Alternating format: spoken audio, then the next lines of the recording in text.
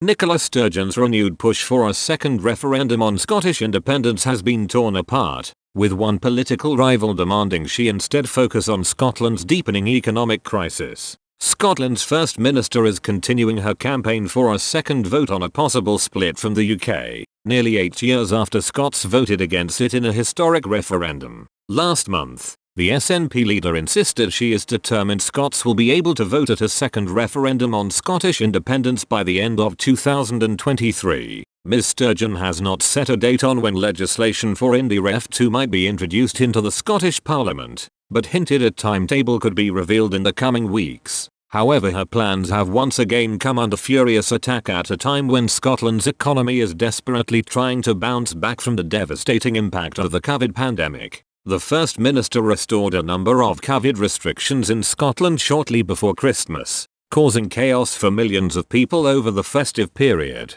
At the end of last year, a paper by CBI Scotland warned the country is lagging behind other parts of the UK in 9 of the 13 productivity indicators, including business investment, exporting and innovation. In a furious attack, Scottish Conservative MSP Maurice Golden, who was previously Shadow Cabinet Secretary for Economy, Fair Work and Culture, told Daily Express, "We are seeing a chaotic instability here with the Scottish Government's actions. We know from questioning Angus Robertson in the Chamber, civil servants and government officials have been taken off government recovery business to begin preparations for an independence referendum. That's really worrying at a time when a global pandemic is still affecting everyone and also with the backdrop of severe economic issues that the Scottish Government are embarking on preparations for a Scottish independence referendum. It has been clear, during a lockdown over Christmas, which Nicola Sturgeon put in place, I believe without any evidence to do so, these businesses in hospitality,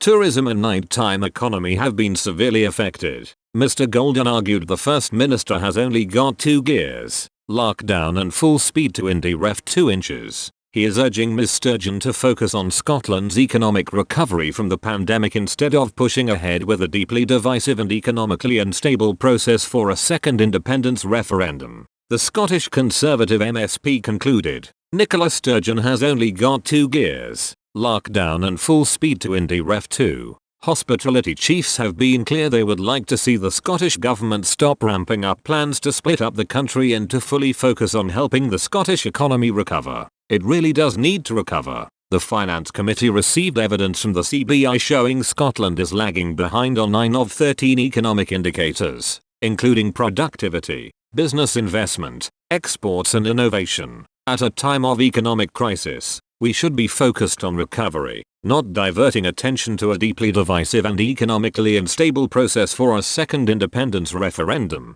Last month, Ms Sturgeon was asked during an interview with the BBC when legislation for a second Scottish independence referendum would be tabled. She replied, "The preparatory work is underway right now, but we haven't decided on the date when we would seek to introduce the bill. What I have said, and I will happily say again, is that my intention is to take the steps that will facilitate a referendum happening before the end of 2023. That's the proposition that just short of a year ago, I fought an election on and was re-elected as First Minister. This is about democracy. It's about allowing the people of Scotland to choose our own future. For goodness sake, when we look at everything that is happening, and has been happening for years now, at Westminster, the chaotic instability, the unpredictability, there are a growing number of people who think we could do better as an independent country.